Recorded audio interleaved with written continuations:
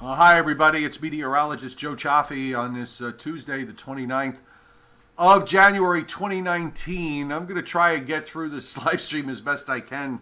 I'm having some neck issues that have started up again late this afternoon and this evening, so hopefully the pressure will abate while I'm talking. So we've got a pretty busy evening right now with rain and snow, and some of the snow has been on the heavy side in terms of intensity in eastern Pennsylvania and in northwest New Jersey, and then on up through parts of the Hudson Valley. It's rain along the immediate coast, just inland in New Jersey to about, if you know New Jersey, it's about Route 287 is the wall, and then in the Hudson Valley, it's somewhere between close to Route 84 up in northern Westchester County, where we have the rain snow line. It's very, very tight. And we're starting to see signs on the radar that it's beginning to make its pivot to the east.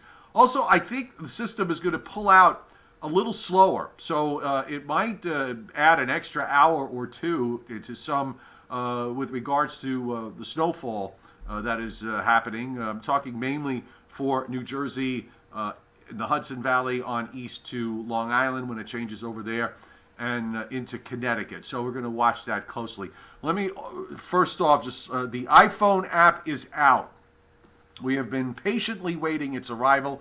It finally came out today. It's on the in the App Store. It's under meteorologist Joe Chaffee, and I'm going to put up a link here in the chat. So if you are waiting for the iPhone app, you got it, and of course it's already on Google Play, and the app is absolutely free. We've added Zoom radar. There's a local forecast page that you just have to put in your location, and you'll get your current conditions, short range and long range forecast for your particular area, wherever it happens to be in the United States. And the Zoom radar is really cool.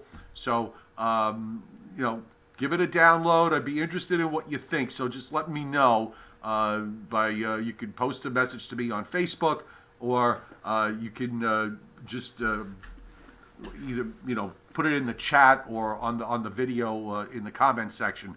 And I appreciate very much you folks downloading it and using my stuff. Okay, so let's get right to it, because we got the winter storm. We got a slew of winter weather advisories and winter storm warnings up in the Northeast. They don't cover the coast, but we've got all of eastern Pennsylvania and a small portion left of northeastern Maryland. We had them up for Washington, D.C. and Baltimore, where we did see some snow there, although I'm not sure what the amounts were. I did happen to notice a live shot from Dulles Airport where it was snowing pretty hard. We've had moderate to occasionally heavy snow in southeastern and south central Pennsylvania, in Lancaster, in Harrisburg, on northward from there. It mixed over at 6 o'clock in Philadelphia. So I'll see what it. I'll pull up the 7 o'clock observation in a little while and see what's happening. We've got winter storm warnings up in northeastern Pennsylvania. We're snowing heavily in Scranton for at least 2 hours that I saw. And then on up the Hudson Valley, but west of the Hudson through the Catskills.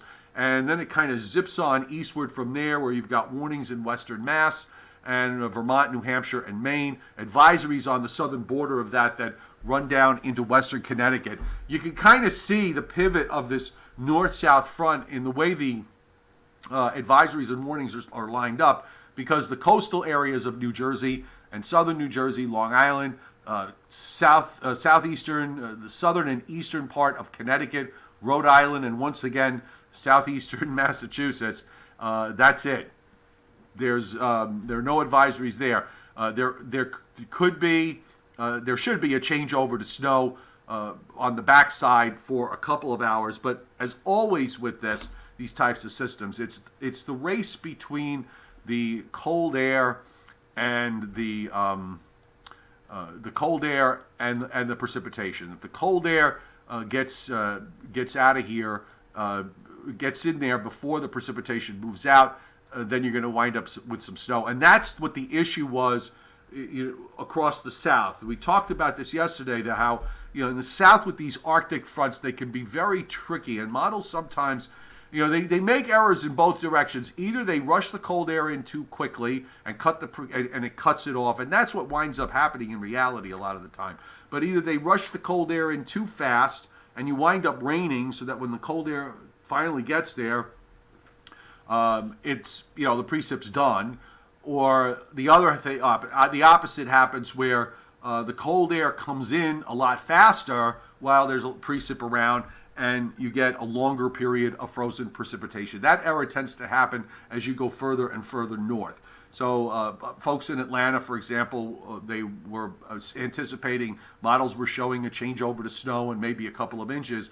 Well, the rain came to an end before the cold air was able to really gain a foothold. Meanwhile, we've got some winter storm warnings up for the western parts of Lake Michigan. I'm sorry, the western part of Michigan. And that's because of continued lake effect snows now that bitter cold high is coming down, and also on the upper peninsula of Michigan along the coast of Lake Superior, and all in the light blue and the other shade of blue, that huge area here. That's all wind chill advisories and wind chill warnings that are up, because some of the wind chill numbers that we're seeing are pretty ridiculous. The west is quiet, other than a couple of patchy dense fog areas and a bit of a hard freeze issue showing up with, I believe that's a hard freeze watch up in southern Georgia and in northeastern Florida. Let me just quickly double check on that. I want to make sure. And let's see. That is a freeze warning. Okay, so we got that straightened out. All right, so when we take a look at what is happening in the cold spots, I pulled up the Weather Service office in Minneapolis, so I'm going to bring this front and center here. And a lot of this for me, and I guess if you don't really live there, not that this necessarily happens every year, but when you get something like this that happens every so often, that's taken to an extreme and covers a large area. This is Minneapolis' temperature right now. So they're on Central Time. It's 6:11. It's 17 degrees below zero, with a wind from the west at 20, gusting to 29 miles an hour, which gives a wind chill of minus 44. I mean, that is really an extreme number. I want to see if I can get Grand Forks. They're at minus 27 at the moment, and it's not. And they're going to go down. They're going to see lows down in the minus 30, minus 40 range tonight. So here, the wind is actually north at 16. So minus 27 with a 16 mile an hour wind gives you an effective wind chill of minus 55. Unreal. I mean, I just don't even know how to comprehend that. I had my experience a few years ago when I went up into New Hampshire when it was 15 below with about a 25, 30 mile an hour wind, and it felt like it was minus 40. And I have to tell you, I don't care what anybody says, wind chill, when it feels like minus 15 because of the wind and the minus 15 temperature are two different things, okay? Minus 15 feels a lot worse. And add to that the wind, and I mean, you're talking absolutely brutal. I stood inside a fireplace at a ski resort to get warm, and I never was able to get warm that whole day. It was it's not a nice feeling. Here's Fargo at minus 25 with an 18 mile an hour wind, and their wind chill is minus 54. If you look at their forecast, minus 34 tonight, minus 20 tomorrow for a high, minus 32 for a low for tomorrow night, Wednesday night. They should make it back to minus 3 on Thursday, and then only fall to 8 below as they climb up to 15 by Friday. So rallies are where you find them, folks, and temperatures are going to rally once the cold air pulls out. And that's the same holds true, by the way, for the east. Now, we'll come back to the cold in a second. I want to look at the surface map here tonight, because we actually have two fronts that we're dealing with. You've got the polar front, which is along the east coast now and moving through, and there's a wave along it, and this is what is producing snow. You've got temperatures along the coast that have climbed up into the 40s, but just inland, it's in the 20s. This frontal boundary is actually probably further east than where it's analyzed. It's probably on the other side of that 27 with snow, and I'm thinking that might be Poughkeepsie there on the observation, and that's being that's being plotted. You've got actually a couple of moderate snows. You've got 3 moderate snows here, so I'm thinking that's 4. So we got Scranton, Allentown, Lancaster, and Harrisburg. I think those are the 4 stations here, and we even had some moderate snows down through Baltimore and in the Washington, D.C. area. So the temperatures behind this front are in the 20s and teens. So this shot is going to be coming in the east, and we're going to be down in the teens and low 20s tomorrow morning. So any of the precip that we have overnight, be it rain or snow, whatever's out there, is going to probably create some icing conditions on roadways, especially inland. And then as we go further west, the Arctic boundary, this is separating the cold air from the bitter cold air, is now moving into eastern Michigan, central Indiana, southern Illinois, and you can see the temperatures go from teens and 20s, upper teens to upper 20s, to single digits below 0, double digit below 0, and then big double digit below 0. And there's your high that's coming down from the north. A very, very impressive air mass indeed. Now, the radar tonight, let's refresh this, and we'll get close up. So we're starting to see that western edge here pivoting eastward, and it seems to be moving a little bit slower than what models have indicated. Where you see the yellow is a band of heavy rain, and just west of there is where you're seeing the changeover to snow. So I'm thinking that in the next hour, we're going to see that rain-snow line get pretty close to New York City and then start changing over in New York City and in where I'm sitting here in southern Westchester County, right not that far from Long Island Sound, by the way. And then later on, after about 9 o'clock or so, it'll start to change from west to east across Long Island. The problem with the areas to the east is that now that this is moving eastward, you are limiting the amount of time that you're going to have with any kind of snow. And notice up in northwest New Jersey, for example, and in northeastern PA, there are still some patches of what would probably be moderate snow, but they're beginning to thin out. So drier air is starting to get more and more involved. And there's also the back edge snows down in moving into northeastern Maryland. They could make it into Delaware in the next hour or two. So I think I saw Brandon Doherty mention that he was upset that he busted. Well, he hasn't, but you may not have busted yet. You may have one last gasp here as this system starts to pull out toward the northeast. And then we go into rain showers as we get down into North Carolina. And then this area is also going to probably on the western edge, might see a changeover to some sleet at least, or maybe even some wet snowflakes getting involved. So looking at the HRRR model, and this is the very latest run, just came out. So this represents 7 o'clock. The radar matches up, I think, pretty well. The HRRR matches up pretty well with what reality is showing on the radar. And there you got that rain snow line to New York City at about 9 o'clock. This is 10. The back edge now coming out of western New Jersey, 11. And at midnight, it's just exiting New York City and into western Connecticut. So it looks like it might last maybe an hour or so longer than earlier indicated. You see where the changeover to snow gets over to about western Long Island.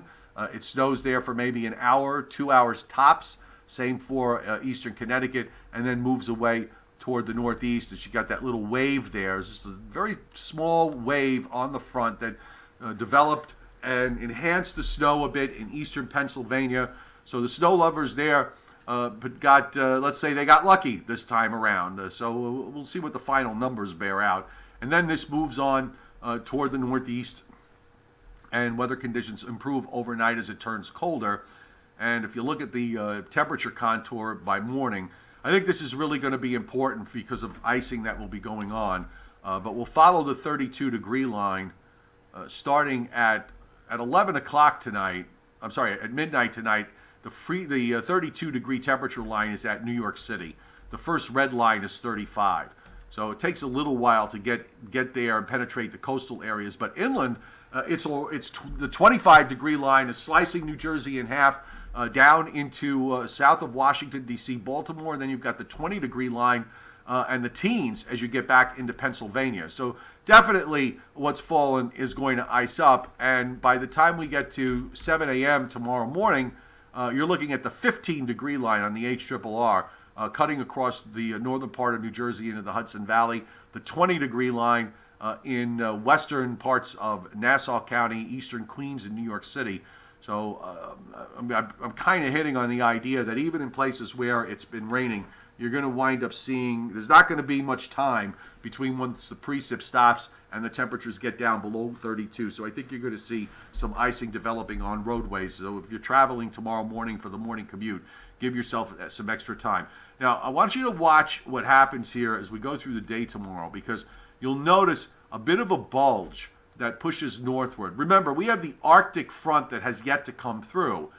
And at 11 o'clock tomorrow morning, temperatures are near, look where the zero line is. This is at 11 o'clock tomorrow morning. There's your zero line. Here's your 30 line. Very tight thermal gradient developing in between. So you know what? There's another cold front. This is the Arctic front that moves on through, and this is as far as the HRRR is going to is going to give us today.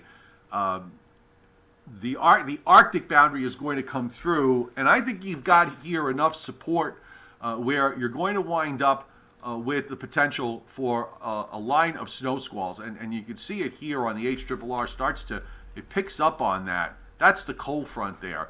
So there's probably going to be a very narrow band of snow showers and snow squalls that's going to cut across Pennsylvania and New Jersey, southern New England, the Hudson Valley tomorrow in the mid to late afternoon. Let's not even put a time on it. Let's just say during the afternoon hours. And it could be the kind of thing that if you get into a heavier squall, you wind up seeing blinding snow and visibilities down to near zero. I've seen it snow so hard in squalls. I remember one time it literally got dark, like it was almost the middle of the night. It's just like a summertime thunderstorm. And we'll look at the 3 kilometer NAM, because I think this is a good opportunity for the 3 kilometer NAM to show its strength here. And this is at 2 o'clock tomorrow afternoon. So it's a very narrow line, just like a line of showers and storms in the summer. But it's got some punch to it, and especially when it gets near the coast, you see the blues getting darker. That's telling you that this could be it's 15 minutes of fame, let's call it, and then it just moves quickly out, and then at this point, this is where you start to get the very cold air, the bitter cold air begins to move on in. So you can watch it. We'll watch it on the isotherms here. Going into 1 o'clock tomorrow afternoon, you see where the 15, 10, 5, 0, -5. The HRRR looked like it was even colder than the NAM, but the zero line is into central Pennsylvania. There's the 30 degree line, the 25 degree line just north and west of New York City. That 30 pushes up toward New York City by 3 or 4 o'clock. This is when you get that Arctic front to come on through. Again, just like a summertime, a late spring, early summer cold front, and then gone. And now you get the real cold air that comes in. When I say the real cold air, I mean the Arctic air comes in, and then we settle down to Thursday morning, where we've got the 5 degree isotherm. The 0 is just north of New York City, and then you've got these areas of -5s scattered throughout Pennsylvania, upstate New York, and New England. The bitter cold air is going to stay to the west because of where this vortex has come down. The coldest of the cold air winds up staying back through the Midwest, the plains, and the northern Ohio Valley. The winds here at the surface are going to be westerly. That is not conducive to getting these double-digit below zero readings. In fact, the big cities, usually wind up staying above zero in situations like this. But here's Wednesday morning, for example. Minus 15, minus 20, minus 25, minus 30, minus 35. And then you've got, and also, by the way, I'm just noticing, you can see the effect of the lake. You see how tight this is? I mean, you got 0, minus 5, minus 10, minus 15. This is on the drawn just inland of the west shore of Michigan, and that's probably the impact of the warmer water on the lake that is causing that. And then going through Wednesday, it barely warms up back to about minus 10, and then you've got another brutal cold night here, although at this point the winds are probably going to be much less of a factor. So it's all it's mostly temperature and much less in the way of wind chill as we get into Thursday morning. So we'll widen out, and we'll go to, I think at this point we'll probably go to the GFS and take a look. So here's your cold high. We'll run it back. Tonight's storm pulling out. The Arctic front, if you look at the isobars, that V shape there, that's the Arctic front boundary moving through. The high sweeps in, and it is going to go out. Now here's the thing. There's warm air that's going to be coming eastward, and you start to see it reflected by a little disturbance here, a very weak disturbance in western Missouri, and some snow breaks out to the north and east of that little low there, and you get snows over Illinois, Indiana, into Ohio. So that area of snow is going to move eastward. The models have kind of gone back and forth with these types of situations where you get this warm advection that develops. Sometimes it comes east and it's weak and it hits the mountains, and most of the snow just dries up on the west side of the mountains and never makes it to the other side. Today's run on the GFS, the late afternoon run anyway, kind of suggests that. Some of the other models are holding it together a bit better. If it winds up holding together, somebody could wind up with a coating to an inch or so out of it. I don't think it would be anything more than that because there really isn't much here. And this is all part of the process of warming things up. The plains are already warming up as we get into Saturday. The warm air going up all the way into the Dakotas. It's amazing that when we saw here in my neck of the woods when we got bitter cold last Monday that we basically warmed up and rained and never saw a flake or an ice pellet with the next system, not just here, but almost all the way up through New England. And that's likely to happen again. Meanwhile, in California and on the West Coast, which has been quiet, starting to see some action again as the trough temporarily shifts to the west. So we've got a sizable storm coming into California with heavy rains and snows for the weekend, and that area is going to move east. That energy is going to kick out a low that'll eventually run to the Great Lakes. So there's your rain, okay? Here's your rain through Iowa, Illinois, Michigan, all rain. This model run was a little bit colder up in the northern lakes with this system, so it is starting to actually show that places in Minnesota, which are going to be really, really below zero, are actually going to not see rain. They are going to see a flake or an ice pellet from this early next week. And then, of course, we just get some showers out of it and done. As far as the longer term is concerned, I honestly, I've been, whenever we have a situation like this where we're dealing with a system in front and center, I don't really look very far out into the long ranges. Frankly, I don't have time. But I'm going to just go through this with you. This will be kind of a cursory view, and I'll have to look a bit deeper later. But here we are a week from now with a trough in the west and a ridge in the east, a flat ridge in the east, a trough in the west. And as we go through the latter part of the forecast period, at least on some of the earlier runs, I did notice that the trough tries to come back into the east once we get to past, say, February 6th, 7th. And just looking on this run, okay, I can tell you right now, one of the big issues is with respect to snows in the east is the fact that the trough, even though it's not in the west, it keeps trying to come back to about 90 west, 95 west, and at least on this run, it's sort of doing that, and yet there is some you have a little bit of lowering of heights here in the east. You also have a little bit of an upper high that's kind of building back around from Iceland toward Greenland and into eastern Canada, and then another upper high off the west coast that's kind of pushing back northwestward into northwest Canada. I think this is a work in progress. We are seeing runs where every other run seems to want to show blocking someplace, and we've been down that road many times where the models show blocking in the longer term that never winds up happening. So I would just, at this point, just my view on this long-range run, on this particular run, is to just be agnostic about it and wait till we get through the next couple of days to see how it all comes out. Because without me having, without me really looking deeper into this, I don't have a good feel for where it's all going. So we'll save that for another day. And take a look a little bit deeper into the long range. Suffice to say that after this cold air pulls out, we're going to get a break from it. It's not going to be unrelenting, continuous cold, as might have been advertised in a couple of places, but not to be. Just because you get certain weather patterns to set up doesn't necessarily lead to a bullish result for you.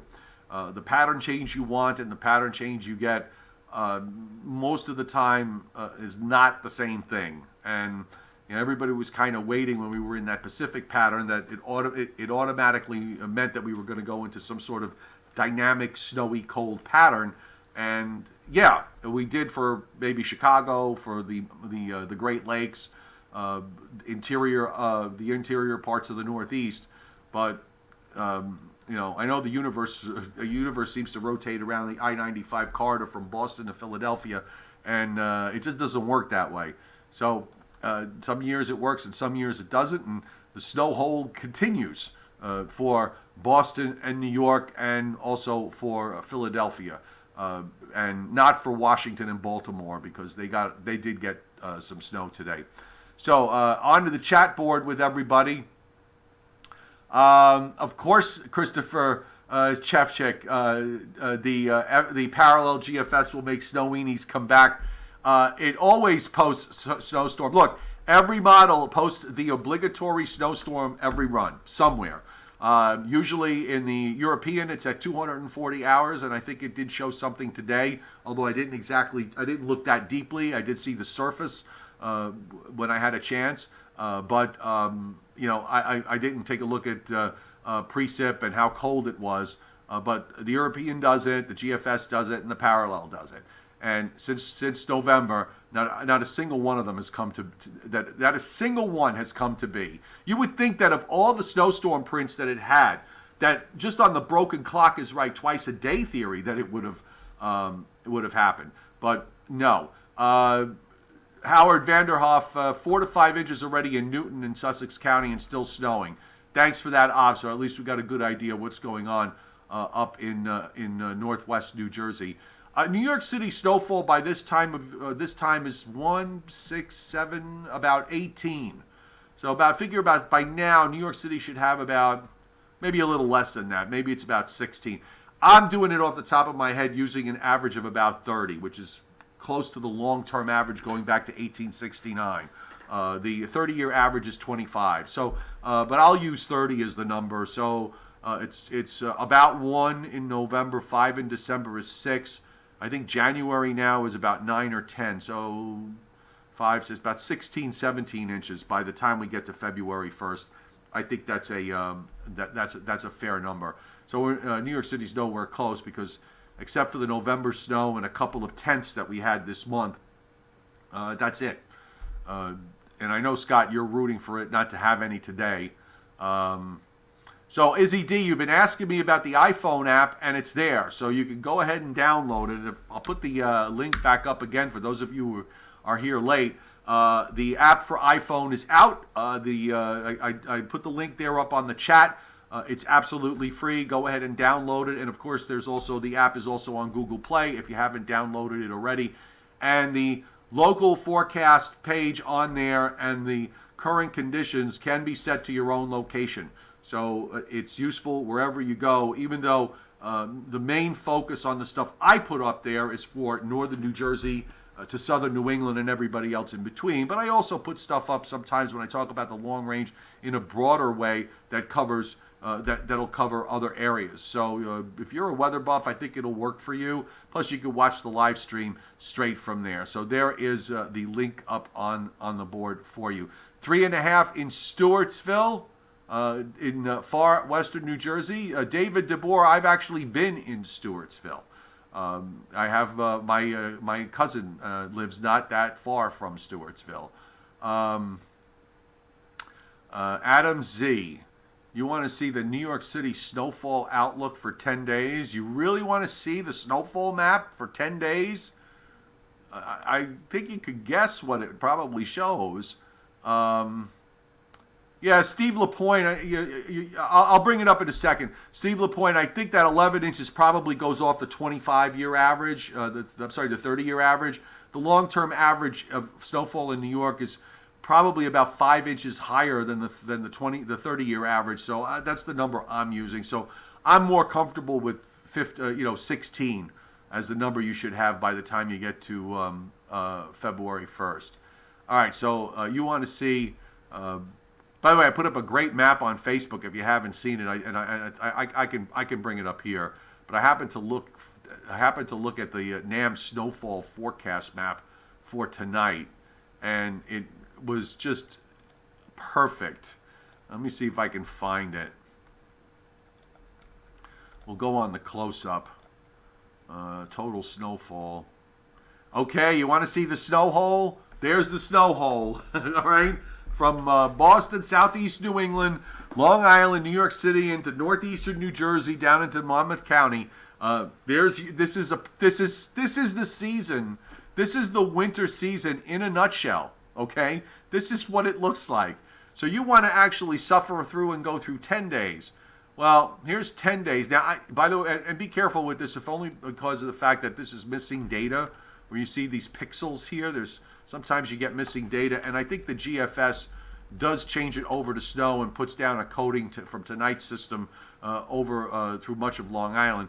But over the next 10 days, nice amounts upstate, nice amounts near the lakeshore, and not very much at all near the coast. So the snow hole, although you do have a little bit of a shading of some 3 and 4 inch amounts near and around Boston, but right along the immediate coast, it's just this one big blank. I find it hilarious that when you see maps like this. And since you mentioned the parallel GFS, let's take a look just really fast. I have no idea because I didn't look at it, so this is a first time look for me. So let's see how many snowstorms it has. So we know nothing's happening here. Warming up, we'll be in the 50s Monday and Tuesday. I love when it does this, okay? This little low that it's got sitting off the North Carolina coast like it's a tropical system. All right, so cold front, not much in the way of showers. That low goes way to the north. And then it barely turns cold. Next low brings ice and snow to the inland northeast, the primary low in southern Indiana. Tries to redevelop off the New Jersey coast. Cold air tries to dam down New England to about New York City and then gone. And then another wave with rain and snow inland, and that's gone. And then something more important, naturally, 288 hours. We have to wait that long. So there's your obligatory parallel GFS eye candy. Let's take a look if the Canadian has had any eye candy today. Might not go far enough out. Probably doesn't. All right, so warm up. There's your warm up. There's your next low. Not cold enough. Moves out. And we're only out to 240. The European, by the way, in this time frame, since we're doing this, we might as well do it correctly. So here's the European surface at 240 hours. I don't know how cold it is. Again, I have to go look at the other maps on the site that I can't show you. But there's your cold air trying to wedge in, low pressure in central Alabama, winds up with a 96 low east of the New Jersey coast, south of Cape Cod and south of Nantucket, and it certainly looks like a cold enough surface. Whether it actually is or not, I'll have to double check. So look, they all have the daily amount of eye candy that the snow lovers will get to look at, and probably disappointments, all of them. Eventually, I can't imagine we're going to go the next 2 months, or at least the next month and a half. Let's just take it to the middle of March. Maybe it just shuts down early this year and we have a normal spring. But I can't believe we're going to go the next 7 weeks and not see at least one snow event along the way and close that snow hole to some degree. That would be really, really odd, okay, and very, very unusual. All right, let's leave it at that tonight, and at least for the snow lovers, instead of being here with me, just stay by your window and monitor and watch to see if you change over from rain to snow. Austin Belkoski in Kalamazoo, the wind misses where the wind misses the lake. Wind chills -40 to -50. Honestly, I don't know how you can bear that. I as I said, for me it was -15 with the wind chill down to about -40 was absolutely brutal. It was like nothing I've ever experienced. I don't know how anybody could really stand that sort of thing. And just trying to see if there's any last minute questions that running through here on the chat board. Let's see, starting to get mixed precip in Trenton now at 34. Okay, so we're starting to see that. Thank you very much for that. Who was that said that? Oh, Michael Azara. Thanks very much for that. So we're starting to see that the rain-snow line beginning to slowly pivot toward the east. All right, folks. We'll leave it at that. Let me just real quick bring up the fact that for those of you who are interested, I have more weather every day, all day on my platform on Patreon. You get private live streams. You get lots of weather posts. You can message me at any time, and I will respond back to you in a timely fashion. You get a lot of stuff that I don't put up on the website. So consider that if you will. It's a subscription site. It's just $2 a month. And between the app and everything else, that $2 a month does go a long way to help me maintain all this stuff. So if you can, consider it. And there's the link to it on the chat board. Again, the iPhone app is out and available to all. So let me bring that app link up for you and put that on the chat board. Once again, I've already put it on a couple of times, but I know there's a lot of latecomers on here, or perhaps those that are watching the video all the way through and you want a link now. So let me just get this the link up again. And of course everything takes forever to load. All right, here we go. Do. Oh, come on. Seriously? Load already. This is hilarious. Thank you very much. It's about time. Okay, so here's the link so that you can access both the iPhone app and the app on Google Play. One easy way, I haven't mentioned this in a while, but if you shop on Amazon, there's a link here to Amazon.com that if you use it and search and buy your stuff, Amazon throws me back a few cigars, and it's an easy way since you're shopping on Amazon anyway. If you use my link, and it's a good way of supporting my channel, and it doesn't cost you a dime. We're a participant in the Amazon Services LLC program, which is an affiliate advertising program designed to provide a means for us to earn fees by linking to Amazon and its affiliated sites. So for those of you who are interested, I will put the link up, and you don't have to buy what's actually on the link. Just if you search from here, you're fine. So here's the link to that. The Joe and Joe Weather Show tonight on Facebook, meteorologist Joe Chaffee at 9:25. So be sure and tune in. And tomorrow's back on, we're on normal schedule tomorrow. So we'll have a Patreon live stream probably tomorrow morning.